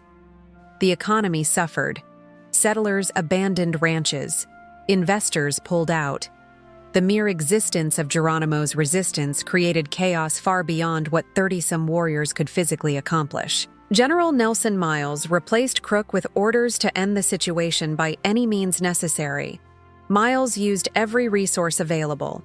He established heliograph stations for long-distance communication. He wore down Geronimo's band through constant pursuit, giving them no rest, no opportunity to resupply adequately. By September 1886, Geronimo faced reality. His warriors were exhausted. Ammunition was nearly gone. Women and children were suffering. Other Apache groups had already surrendered. Continued resistance meant watching his people slowly die. Lieutenant Charles Gatewood, one of the few Army officers Geronimo respected, negotiated. He promised that if Geronimo surrendered, his people would be reunited with families already sent east, that they would be treated fairly, that after a brief period as prisoners of war, they could return to Arizona. These were lies. Whether Gatewood knew they were lies is debated, but they were lies. Geronimo surrendered on September 4th, 1886. He and his followers were immediately shipped by train to Florida as prisoners of war. Not just the warriors, but everyone. Women, children, elders. And not just those who had fought, but Apache scouts who had served the army faithfully, helping track Geronimo. The government's betrayal was complete. Every Apache from certain bands was exiled from their homeland, regardless of whether they had resisted or collaborated. Geronimo would never see Arizona as a free man again. He spent the next 23 years as a prisoner of war, first in Florida, where the humid climate killed Apache people accustomed to dry desert air. Then Alabama. Finally, Fort Sill in Oklahoma. But something strange happened. Geronimo became famous. Celebrities. A curiosity. He was displayed at the 1898 Trans-Mississippi Exposition. He appeared in Theodore Roosevelt's 1905 inaugural parade. He sold photographs and autographs to tourists fascinated by meeting the legendary warrior. He learned enough English to communicate. He converted to Christianity, though many believe he never fully abandoned Apache spiritual beliefs. He tried repeatedly to gain permission to return to Arizona. Every request was denied. In his later years, he dictated his autobiography, one of the first Native American autobiographies ever published. It's a remarkable document, though filtered through translators and editors with their own agendas. Still, Geronimo's voice comes through. Pride, defiance, sorrow for what was lost. He died on February 17, 1909 at Fort Sill. He was around 79 years old. He died as a prisoner, technically still at war with the United States, though he hadn't fought in over 2 decades. Geronimo's legacy is complex, controversial, impossible to summarize neatly. To the American government, he was a hostile, a renegade who cost lives and money. To settlers, he was a nightmare figure responsible for violence and terror. To the Apache, he was a warrior who refused to surrender his people's freedom, who fought impossible odds, who became a symbol of resistance that inspired generations. To Indigenous people across the Americas, he represents defiance against colonialism, the refusal to accept cultural destruction quietly. To the world, he became something more, an archetype, the lone warrior fighting against overwhelming force. His name entered the language, shouted by soldiers jumping into danger, symbolizing courage in the face of fear. But here's what often gets lost. Geronimo wasn't fighting for glory or fame. He was fighting for his family, for the right to practice Apache culture, for the freedom to live according to traditions that sustained his people for thousands of years. He lost. The Apache were conquered, confined, their traditional way of life destroyed. Geronimo spent nearly a quarter-century as a prisoner, dying in exile from his homeland. But he never truly surrendered. Even in captivity, he maintained his identity, his pride, his conviction that what he fought for mattered. And that refusal to be broken, that insistence on dignity even in defeat, may be his greatest legacy. The wars were over. The free Apache life was finished. What came next would test the people in different ways, through policies designed to erase Apache identity completely. The wars ended, but the suffering didn't. In many ways, what came next was worse than bullets and battles. Because at least in warfare, the Apache knew who their enemies were. They could fight back. They could resist. What followed was a different kind of warfare. A systematic, calculated attempt to destroy Apache culture without killing Apache bodies. To erase identity, language, spirituality, everything that made them Apache, while keeping them alive as hollow shells of assimilated Americans. It nearly worked. The reservation system confined Apache people to restricted territories, often far from their traditional homelands. These weren't generous land grants. They were prison camps disguised as policy, places designed to control and contain populations the government viewed as problems to be managed. San Carlos in Arizona became infamous as one of the worst. Overcrowded, underfunded, plagued by corrupt agents who stole rations and supplies meant for starving families. Apache groups that had been enemies or simply lived separately were forced together, creating tensions the government either didn't understand or didn't care about. The land itself was often deliberately chosen to be inadequate. Poor soil that wouldn't support traditional crops, limited water sources, areas where game was scarce. The goal wasn't to help Apache people thrive. It was to make them dependent, to break their spirit through manufactured scarcity. Rations promised by treaties rarely arrived in full. What did arrive was often spoiled or insufficient. Agents sold supplies on the black market, pocketing profits while Apache children went hungry. When families tried to leave reservations to hunt or gather traditional foods, they were branded as hostiles and sometimes shot. Disease ravaged reservation populations. Tuberculosis, influenza, diseases that had been rare in the nomadic lifestyle, became endemic in crowded, unsanitary conditions. Traditional healing practices were discouraged or banned. Western medicine, when available, was minimal and often ineffective. The death rate on reservations was catastrophic. Within a generation, the Apache population plummeted. Some estimates suggest that more Apache people died in the first decades of reservation life than in all the years of warfare combined. But the most devastating assault came against the children. Starting in the late 1800s and continuing well into the 20th century, the U.S. government implemented a policy of forced cultural assimilation through boarding schools. Apache children, some as young as 5 or 6, were forcibly removed from their families. Army soldiers or Indian agents would arrive at camps and simply take them. Parents who resisted could be arrested or have their rations cut off. The children were sent to boarding schools, sometimes hundreds of miles away. The most infamous was the Carlisle Indian Industrial School in Pennsylvania, but there were many others, including some closer to Apache territories. The stated philosophy was captured in a phrase by Carlisle's founder, Richard Pratt: "Kill the Indian, save the man." This wasn't metaphor, it was explicit policy. The goal was total cultural destruction. At these schools, children had their hair cut, a traumatic violation for Apache people where hair held spiritual significance. They were forbidden to speak Apache languages. If caught speaking their native tongue, they were beaten, had their mouths washed with soap, were locked in closets or basements. They were forced to wear American-style clothing, to adopt Christian names, to practice Christianity. Everything Apache was treated as savage, primitive, shameful. Teachers and administrators worked systematically to make children hate their own heritage. Many children never came home. Disease killed them, buried in unmarked graves far from their families. Others ran away and died trying to travel hundreds of miles back to reservations. Some succeeded in escaping, but the trauma stayed with them forever. Those who did return often felt disconnected from both worlds. They had lost fluency in Apache languages. They didn't know ceremonies or traditional knowledge, but they weren't accepted as equals in white society either.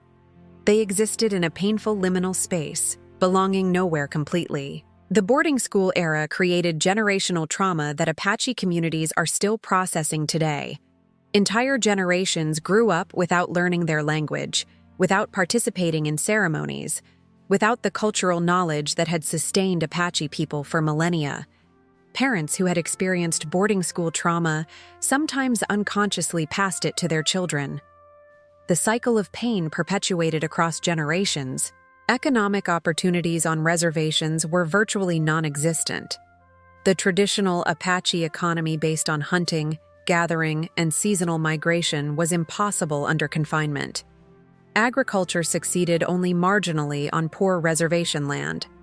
Some Apache men found work as scouts for the army or as laborers on ranches. But these jobs were limited, often exploitative, and frequently temporary. Unemployment rates on reservations were staggering. Poverty became endemic. The government solution was often to pressure Apache people to sell or lease reservation land to white ranchers and miners. Each transaction reduced the land base, making self-sufficiency even more impossible. Alcoholism emerged as a devastating problem. Introduced by traders and settlers, alcohol provided temporary escape from unbearable circumstances. It destroyed families, exacerbated violence, and gave government officials another excuse to view Apache people as inferior. But through all of this, something remarkable happened. The Apache survived. Despite everything designed to destroy them, despite policies explicitly aimed at cultural extinction, Apache identity persisted. Elders whispered stories to grandchildren in forbidden languages. Ceremonies continued in secret, hidden from authorities. Traditional knowledge passed through covert channels. Mothers taught daughters skills that schools tried to erase. The fire didn't go out. It flickered dangerously low, nearly extinguished multiple times. But it never died completely. And in the 20th century, as policies slowly began to change, as legal rights were gradually recognized, that ember began to grow again. Today's Apache nations exist because of extraordinary resilience, because people refused to let their identity die even when every force in society pushed toward erasure. Today, Apache people live in multiple distinct nations, each with its own government, territory, and identity. They're not a single unified tribe, but related peoples who share cultural and linguistic roots while maintaining their own unique histories and traditions. Understanding modern Apache communities means recognizing both their diversity and their common threads. They are sovereign nations within the United States, with complex legal status that grants certain rights while limiting others. They are communities rebuilding after generations of trauma, reclaiming identity while navigating 21st century realities. The San Carlos Apache tribe occupies a reservation in eastern Arizona covering about 1.8 million acres. It's one of the largest Apache reservations, home to roughly 15,000 enrolled tribal members, though not all live on the reservation itself. San Carlos has struggled economically, facing high unemployment and limited infrastructure. But it's also rich in natural resources, including copper, and the tribe has worked to develop mining operations that provide revenue and jobs while balancing environmental concerns. The tribe operates its own government with an elected tribal council, its own court system, police force, and social services. It manages programs in education, healthcare, and cultural preservation. San Carlos hosts annual ceremonies that draw Apache people from across the Southwest, maintaining traditions that connect present to past. The White Mountain Apache tribe, also in Arizona, occupies about 1.6 million acres of forested mountain territory. This land is dramatically different from the desert stereotype often associated with Apache people. It's high elevation, covered with ponderosa pine forests, crossed by trout streams. White Mountain Apache have developed a successful recreation economy. The Honda Resort Casino provides jobs and revenue. The tribe operates Sunrise Ski Resort, one of the few native-owned ski areas in the country. Hunting and fishing permits sold to outsiders generate income while allowing the tribe to manage wildlife populations sustainably. The White Mountain Apache employ sophisticated natural resource management, including forestry programs that have earned national recognition. They understand that their economic future is tied to environmental stewardship, continuing the Apache tradition of living in balance with the land. The Fort Apache Indian Reservation, home to the White Mountain Apache, also includes significant historical sites. Fort Apache itself, established in 1870, has been preserved and now houses cultural centers and museums. The tribe operates the Apache Cultural Center and Museum, sharing their history on their own terms, not filtered through outside interpretations. The Tonto Apache tribe is smaller, occupying 85 acres near Payson, Arizona. Their reservation is tiny compared to San Carlos or White Mountain, but they maintain distinct identity and governance. They operate the Mazatzal Casino, providing economic opportunities for tribal members. The Yavapai Apache Nation combines two historically distinct peoples who were placed together during the reservation era and eventually merged into a single federally recognized tribe. They occupy multiple non-contiguous parcels in the Verde Valley of Arizona and operate successful gaming and hospitality enterprises. In New Mexico, the Mescalero Apache tribe occupies roughly 460,000 acres in the Sacramento Mountains. The reservation includes the Inn of the Mountain Gods Resort and Casino, ski facilities at Ski Apache, and extensive cattle ranching operations. Mescalero has invested heavily in infrastructure and economic development. The tribe provides services that many rural communities lack, including modern healthcare facilities, quality schools, and employment opportunities that allow members to work on the reservation rather than relocating for jobs. The Fort Sill Apache tribe in Oklahoma represents descendants of Geronimo's band and other Chiricahua Apache who were held as prisoners of war. They were never allowed to return to Arizona. Instead, they were eventually given land in Oklahoma, far from their ancestral homeland. Today, the Fort Sill Apache maintain their distinct identity despite geographic displacement. They're a smaller tribe, numbering around 600 enrolled members, but they preserve Chiricahua traditions and language, keeping alive the culture of Geronimo and Victorio. Across these nations, governance follows similar patterns. Each tribe has an elected tribal council or similar body that makes decisions about tribal affairs. These governments exercise sovereignty in areas like law enforcement, taxation, resource management, and membership criteria. But sovereignty has limits. Tribes must still navigate complex relationships with federal, state, and local governments.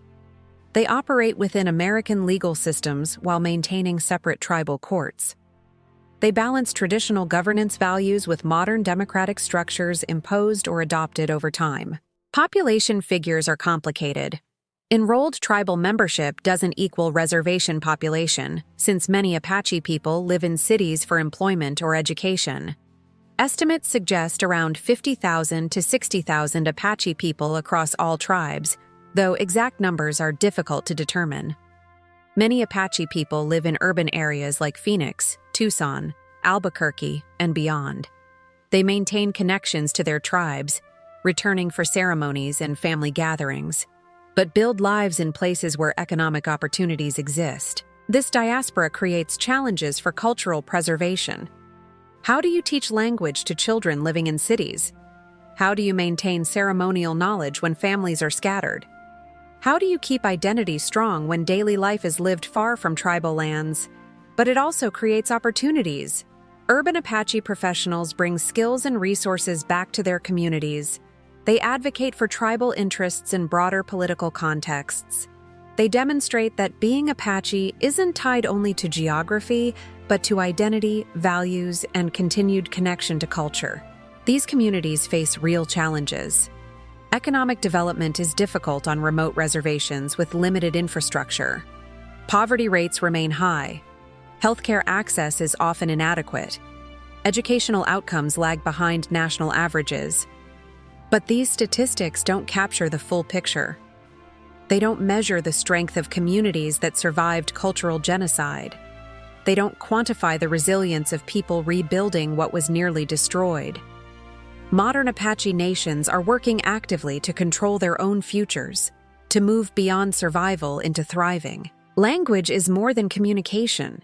It's how a culture understands reality, how knowledge gets transmitted, how identity gets constructed across generations. When you lose a language, you don't just lose words. You lose worldviews, spiritual concepts, ways of thinking that can't be perfectly translated into other tongues. The Apache languages are dying, not metaphorically, literally. With each elder who passes, vocabulary disappears. Grammatical structures are forgotten. Cultural knowledge encoded in language vanishes forever. But something remarkable is happening. A counteroffensive against linguistic extinction. A determined effort by Apache communities to reclaim what was nearly stolen, to revitalize languages that boarding schools tried to erase. The Apache languages belong to the Athabascan family, related to Navajo and other indigenous languages across North America. But Apache isn't a single language. It's multiple related languages with distinct dialects. Western Apache, spoken historically by groups including White Mountain and San Carlos Apache, has several dialects. Chiricahua, the language of Geronimo's people, is different enough to be considered a separate language. Mescalero and Lapin Apache each have their own linguistic characteristics. Today, most fluent speakers are elders, often in their 70s or older. Middle-aged Apache people might understand the language, but struggle to speak it fluently. Younger generations, raised in English-dominant environments, often know only a few words and phrases. The statistics are sobering. Depending on the tribe and dialect, there might be only a few dozen to a few hundred fluent speakers remaining. Some Apache languages may have fewer than 50 truly fluent speakers left alive. But Apache communities aren't accepting linguistic death passively. They're fighting back with programs designed to create new speakers, to document what remains, to ensure that children have opportunities their parents and grandparents were denied. Language immersion programs are emerging on several reservations. These programs teach children Apache languages through total immersion, the same way children naturally acquire their first language. Not grammar lessons and vocabulary lists, but conversations, songs, stories, play, all conducted in Apache. The White Mountain Apache tribe operates immersion programs starting with preschool children. Young kids spend their days surrounded by fluent speakers, absorbing language naturally before English becomes dominant. The results are encouraging. Children are achieving conversational fluency, becoming comfortable using Apache in daily situations. San Carlos Apache has developed similar programs, recognizing that creating young fluent speakers is essential to language survival. If children don't speak the language, it dies with the current elder generation.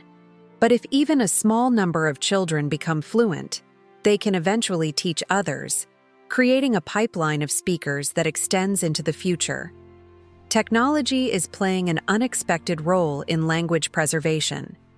Digital recording equipment allows linguists and tribal members to capture elders speaking, creating audio and video archives that future generations can access. These aren't dry academic recordings. They're elders telling traditional stories, explaining ceremonies, describing plants and animals, sharing knowledge that was traditionally passed orally from grandparent to grandchild.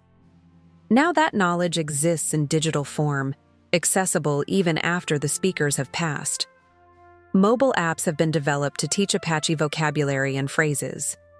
Young people who might not have regular access to fluent speakers can practice on their phones, hearing correct pronunciation, testing their knowledge through interactive exercises.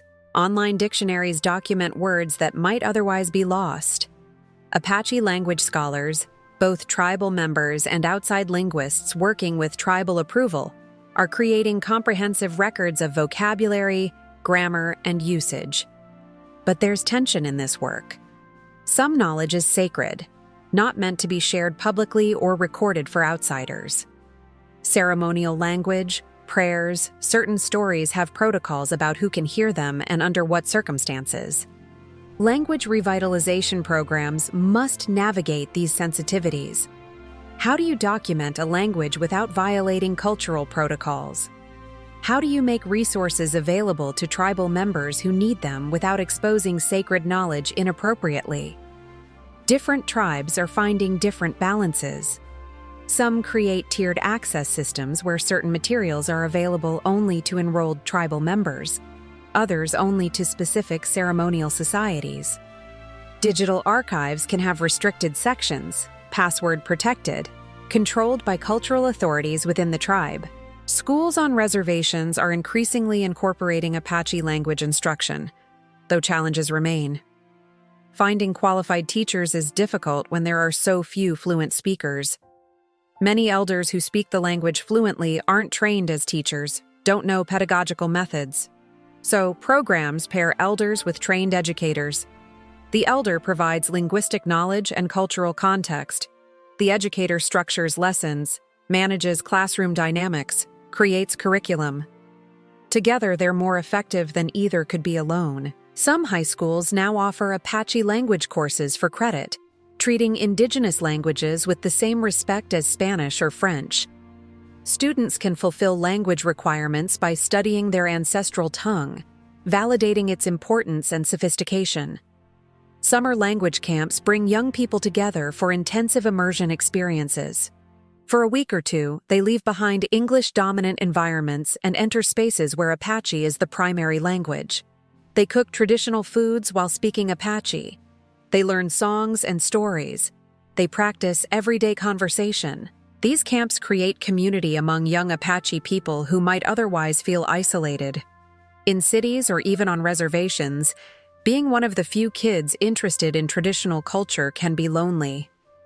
Language camps show them they're not alone, that others share their interest in reclaiming heritage. Intergenerational knowledge transfer happens best through relationship, not just formal programs.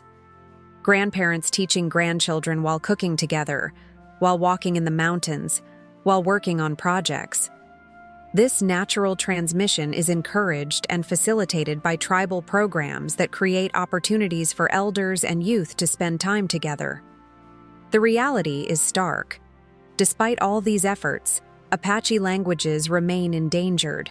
The number of fluent speakers continues to decline. Time is running out. But there's hope. Young people are speaking languages their parents' generation almost lost. Children are singing songs in Apache at ceremonies. Teenagers are choosing to learn their ancestral language when they could simply use English. Every child who becomes fluent is a victory. Every elder's knowledge successfully transmitted to the next generation is a triumph. Every word documented is one fewer that will disappear into silence. Language revitalization is just one part of broader cultural renewal happening across Apache nations. Drive through Apache reservations today and you'll see something powerful, something that wasn't supposed to exist. Apache flags flying, ceremonial grounds active, young people wearing traditional regalia with pride, not shame. Communities that were supposed to disappear, that policies were designed to erase, thriving in ways their ancestors could only dream of during the darkest years. This is Apache pride in the 21st century. Not nostalgia for a vanished past, but active, dynamic cultural renewal that honors tradition while embracing the present. Cultural festivals have become vital expressions of Apache identity. These aren't performances for tourists, though outsiders may attend. They're celebrations by Apache people, for Apache people, asserting that their culture is alive and worth celebrating. The Apache sunrise dance ceremonies continue on multiple reservations, often drawing hundreds of participants. These 4-day events are both sacred ceremonies and social gatherings, bringing together families from across the Southwest. Young women undergo their transformative ritual while the community celebrates, reaffirming bonds that connect them to ancestors and to each other. Tribal fairs and celebrations mark important dates. Veterans Day holds particular significance in Apache communities. which have contributed soldiers to American military service at rates higher than the national average. Honoring warriors, both those who fought to protect Apache freedom and those who served in American wars, connects past and present warrior traditions. Rodeos blend Western culture with Native identity. Apache cowboys demonstrate skills that have economic relevance, ranching being an important industry on several reservations. But rodeo is also performance, spectacle, a way of showing that Apache people excel in activities often associated with Western culture. Contemporary Apache artists are reclaiming narrative, telling their own stories through multiple mediums.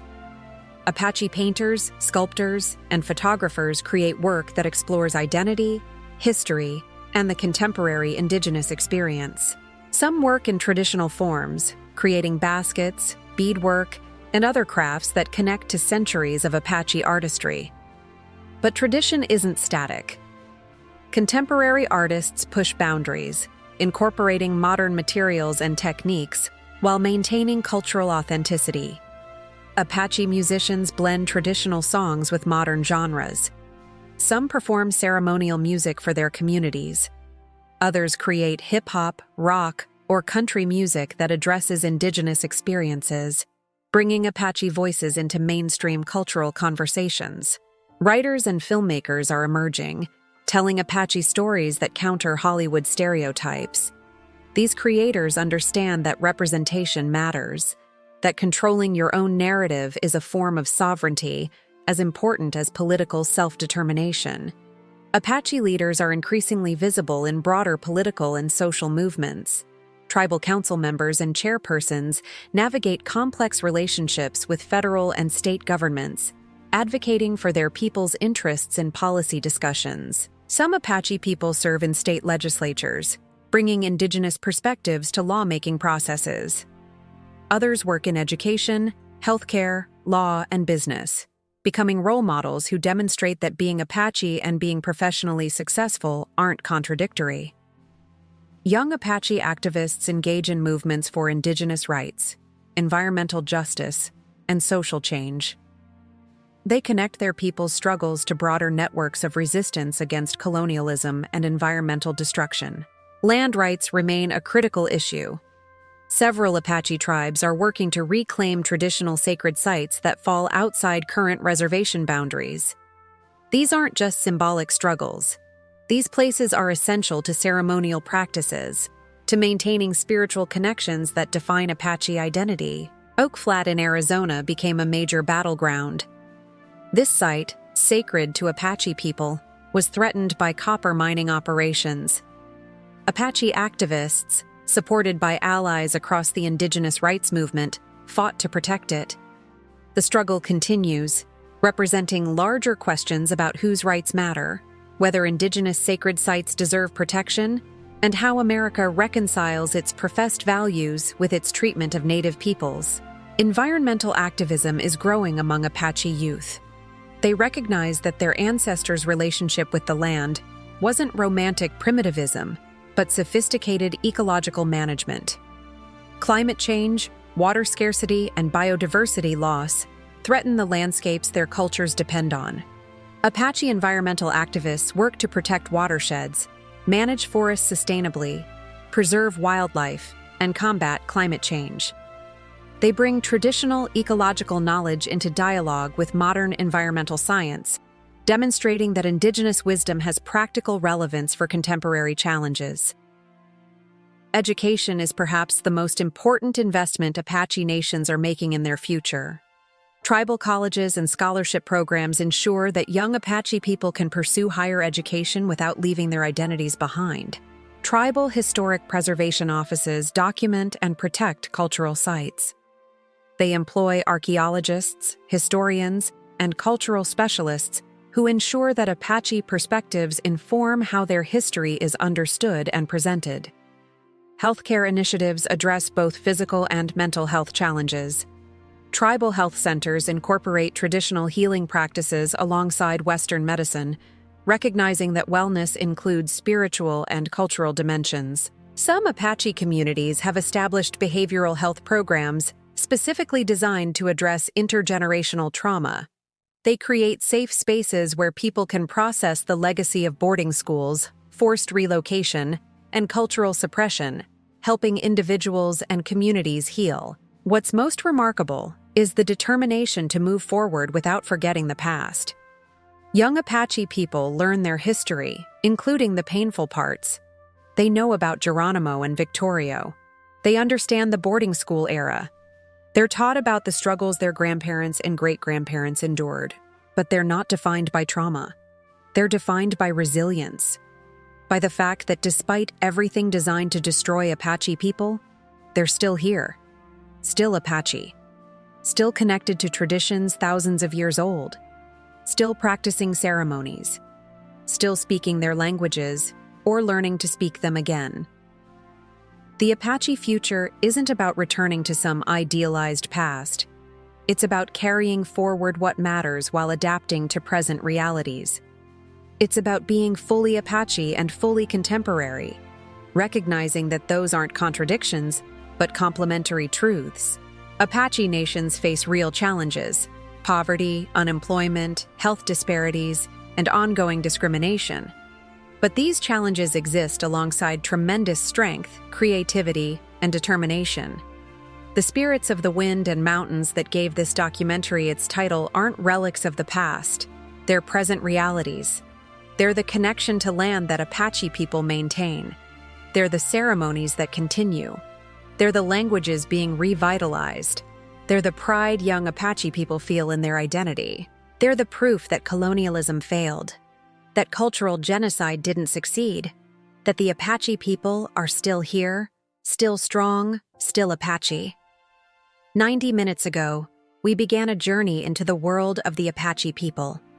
We've walked through deserts and climbed sacred mountains. We've witnessed the making of warriors and the power of ceremonies. We've stood beside Geronimo and Victorio as they fought impossible battles. And we've seen communities rise from the ashes of attempted cultural genocide. But this isn't just history. This is happening right now. Apache children are learning their ancestral languages. Ceremonies are being performed. Communities are healing and rebuilding. The story continues. The Apache teach us something profound about the human spirit. That resilience isn't just surviving. It's maintaining your identity, your dignity, your culture, even when every force in the world tells you to disappear. They teach us that connection matters. Connection to land, to ancestors, to tradition, to community. These aren't luxuries or romantic notions. They're what sustain us through catastrophe. They're what give life meaning beyond mere existence. They teach us that resistance takes many forms. Sometimes it's warriors on horseback.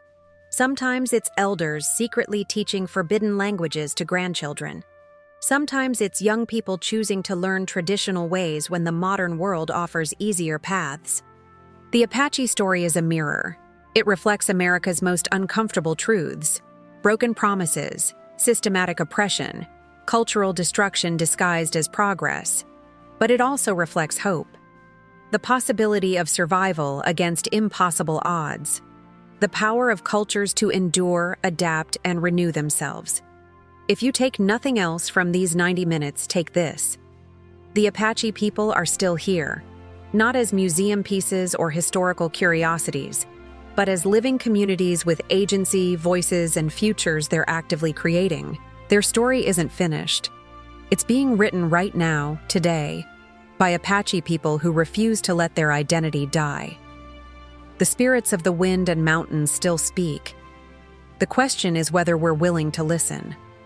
Thank you for taking this journey, for giving the Apache story the time and attention it deserves, for witnessing a people whose resilience should inspire us all.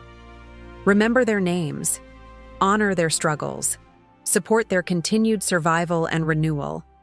The Apache are still here, and they're not going anywhere.